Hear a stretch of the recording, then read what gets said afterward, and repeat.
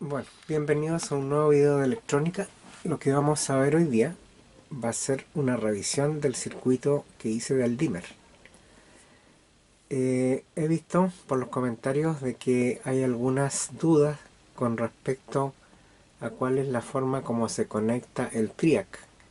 El TRIAC, si bien tiene marcado dos terminales, uno MT1 y otro MT2, es posible conectar al revés los contactos y no hay ningún problema, porque este es un control que maneja corriente alterna, y para la corriente alterna da lo mismo si entra por el terminal MT1 y sale por el MT2, o entra por el MT2 y sale por el MT1. Aclarado esto, bueno, igual voy a mostrar cómo está hecho por dentro el aparato, por si quieren reproducirlo.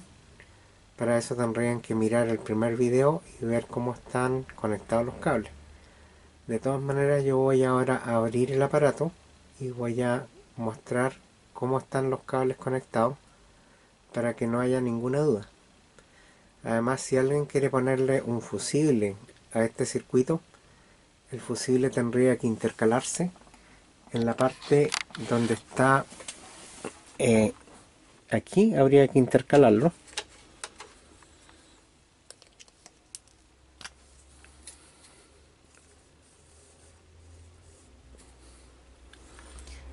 Ahí habría que intercalarlo, y este fusible tendría que ser de un valor que podría ser dependiendo del triac que se utilice.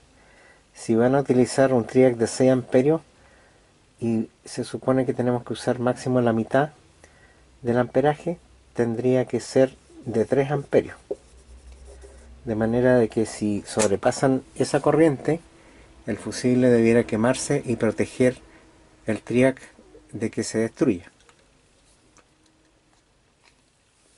Así que esa es una indicación que les puedo dar si quieren intercalar un fusible. Ahora, la otra aclaración es que esta es la toma que va a la toma corriente. Si quieren usarlo con 110 voltios o con 220 voltios, no hay que hacer absolutamente ningún cambio en el circuito. Por otro lado, la salida del dispositivo que van a controlar es esta, y aquí se enchufa el dispositivo que ustedes van a controlar. Por ejemplo, si es un calefactor o una soldadora, la pueden conectar directamente aquí. Ahora, si ustedes se fijan, esta parte del circuito lo único que hace es hacer que se produzca una oscilación en la pata del gate para que se produzca el cierre del circuito aquí y empiece a funcionar la corriente por este lado. Cuando el potenciómetro se mueve a un punto en que esto deja de conducir, entonces el gate cierra el paso a la corriente y el triac se abre, de manera que esto es lo mismo que si fuera un interruptor, se abre y deja de circular corriente por este circuito. Así que bueno, hecho esas aclaraciones, ahora voy a abrir de nuevo la caja que hice yo y voy a mostrarles más en detalle cómo están hechos los cableríos para que no tengan dudas. Bueno, aquí tengo el dispositivo que hice anteriormente, que se los mostré. Acá está el enchufe donde uno controla el dispositivo que va a controlar. Por ejemplo, si yo voy a usar una soldadora, yo enchufo aquí la soldadora y el otro extremo lo llevo al tomacorriente. El otro extremo vendría a ser este enchufe, que es de tipo redondo, como se usa en Chile. En otros países como Estados Unidos podrá ser de paleta, pero a lo mejor lo que no les queda claro para empezar es qué hace este terminal del medio. ¿A dónde lo conecto? Bueno, este terminal se llama tierra y lo que hace es llevar a tierra la corriente en caso de un cortocircuito en un aparato que esté conectado hacia afuera. Ahora, ¿dónde conecto eso en el circuito? Bueno, aquí lo vamos a ver. Normalmente los cables de 3 conectores tienen un conector que puede ser de color café, otro conector que es color azul y que en algunos países los usan para indicar cuál es el vivo, cuál es el neutro, y el de dos colores, que en este caso es amarillo verde, viene a ser el tierra. Entonces este terminal va conectado al medio en el tomacorriente, de manera que ¿qué es lo que está haciendo aquí? Entra, va al neutro y llega al central del enchufe, de manera que no está pasando en ninguna parte por el circuito que yo dibujé antes. Entonces esa es la primera duda. Ahora, segunda duda, yo acá tengo el cable café conectado a un cable, el otro cable va directamente al tomacorriente y del circuito sale otro cable que entra al otro terminal. O sea, lo que hace es, entra la corriente por aquí, va al circuito y después se da la vuelta y vuelve al otro terminal del enchufe. Como les mostré, uno de los terminales, en este caso el azul, va directo del enchufe hacia uno de los cables del tomacorriente que va a ir a la línea. Entonces esto es igual que si fuera un interruptor, y efectivamente es así. Si yo, en vez de este circuito, conectara en estos dos cables un interruptor, podría encender y apagar un aparato que esté conectado aquí. Así que imagínense que todo este circuito simplemente es un interruptor, nada más que un interruptor controlado por un circuito electrónico. De manera que la duda que me plantearon en si iba este al terminal MT1 y el otro al terminal MT2, o este iba arriba y el otro abajo, en realidad da lo mismo. Yo lo puedo poner así o lo puedo dar vuelta, ¿ya? Lo que sí está claro es que, bueno, el circuito quedó armado aquí. ¿A dónde van los cables? Uno va acá en el borde y el otro va un poco más adentro. Aquí entre medio está separado, no hay conexión eléctrica. Por otra parte, los condensadores. En algún minuto en el video anterior yo dije que los condensadores eran de punto 1. En realidad me equivoqué. Uno, tal como está en el diagrama, es de 0.068 microfaradios. Es el que está aquí de lado. Y el otro es de punto 1, que se ve aquí incluso, que dice 104. Por otro lado, el TRIAC, que tiene forma de lo que se llama envase TO220, que es similar al de los transistores de potencia. A ver si tengo aquí alguno. Aquí tengo un transistor de potencia. El transistor de potencia es muy parecido a un TRIAC. De hecho, si uno no mira la numeración, solamente por la numeración puede darse cuenta que es un transistor. Pero si uno los mira físicamente, son exactamente iguales. Y eso se llama envase TO220. Bueno, en el TRIAC, los dos terminales del lado izquierdo, visto desde arriba, esto está visto desde arriba, son el MT1 y el MT2. ¿En qué orden van? No me acuerdo, pero da lo mismo porque como es corriente alterna, y ya lo dije, se podría conectar acá o acá la corriente de entrada o salida y da lo mismo. De manera que lo puedo conectar así o lo puedo conectar así. Lo que no se puede conectar mal es el tercer terminal, que es el de más a la derecha, que es el gate. Este es el terminal que controla el paso de la corriente entre estos dos. Y en este terminal no se puede meter un voltaje muy alto. Va entre 2 y 30 voltios aproximadamente. De manera que si nosotros le metiéramos 220 voltios o 110 voltios al gate, lo quemamos el aparato.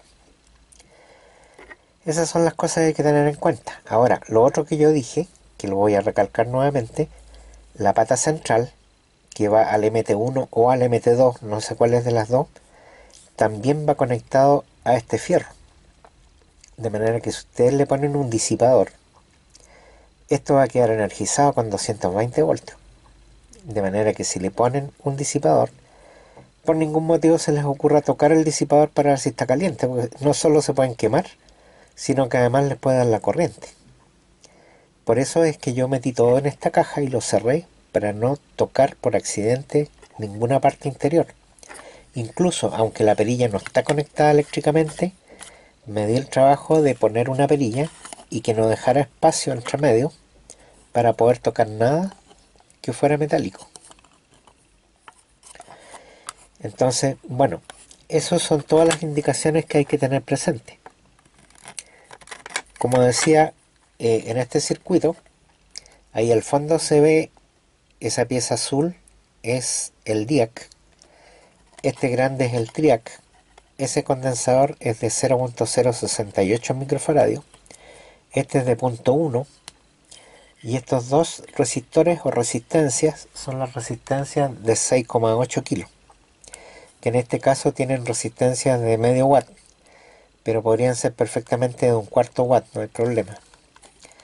Ahora, este potenciómetro es de 250 kilo y es lineal. Como también lo mencioné, los potenciómetros hoy en día son todos lineales, así que difícilmente van a equivocarse al comprarlo. Ahora, ¿cómo saben si es lineal? Porque además del valor en ohmios aparece una letra B larga. La letra B larga indica que es de curva lineal.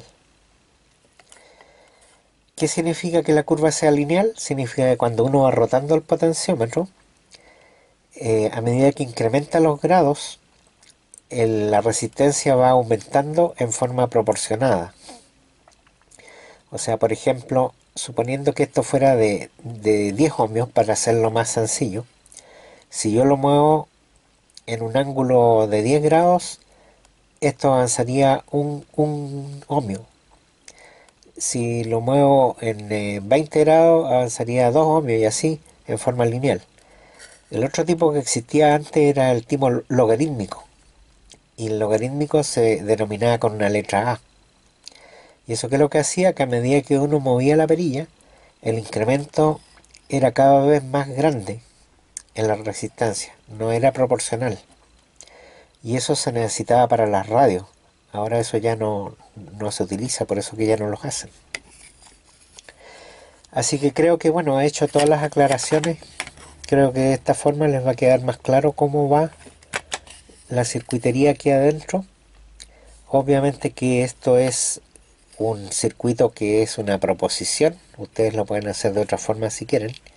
Lo que sí, traten de no armarlo en un protoboard, porque al estar expuestos los cables conectados a la red es sumamente peligroso que alguien por error pueda tocarlo.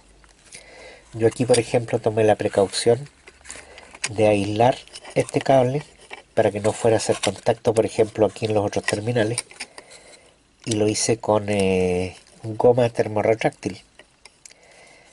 Y por otro lado, como esto está atornillado acá, no se puede desplazar, así que el circuito, una vez que se cierra, queda por este lado y jamás va a tocar la parte de la salida. De manera que es importante tener en cuenta eso. Ahora, como les decía, si ustedes quieren agregarle un fusible, se puede poner también un fusible para evitar de que si el aparato que ustedes enchufan está malo y produce un cortocircuito, no se vaya a quemar el triac, que también puede suceder. A mí me ha pasado, por ejemplo, que yo tengo este control en mi pieza y tiene una ampolleta incandescente, porque las de ahorro de energía no se pueden controlar con esto porque no funcionan. Y de repente sucede que la ampolleta con el uso se quema, y al quemarse muchas veces explota, produce un cortocircuito. Muchas veces me ha pasado que el triac se me ha reventado porque al producirse el daño del filamento de la ampolleta, se produce un chispazo de corriente tan alto que hace que sobrepase el valor máximo que tiene el triac y se revienta. O sea, simplemente se echa a perder. Si yo tuviera un fusible en ese circuito, se quemaría el fusible y no el triac. Pero lamentablemente el espacio que tengo en la lámpara donde puse este circuito no es suficiente para que me quepa en el interior un fusible. Por eso que no lo tengo instalado al fusible. Bueno, espero que todas estas aclaraciones les sirvan. Creo que ahora mostré más en detalle cómo va. recuerden que esto es como si fuera un interruptor electrónico. Por eso que uno de los cables va directo y el otro está cortado en dos. Una parte entra al circuito y después vuelve a salir y se conecta al otro lado. Creo que de esa forma les va a quedar muy claro cómo funciona el circuito. Así que hecha la aclaración, los invito hasta el próximo video. Así que como siempre, muchas gracias por ver mis videos y será hasta el próximo video.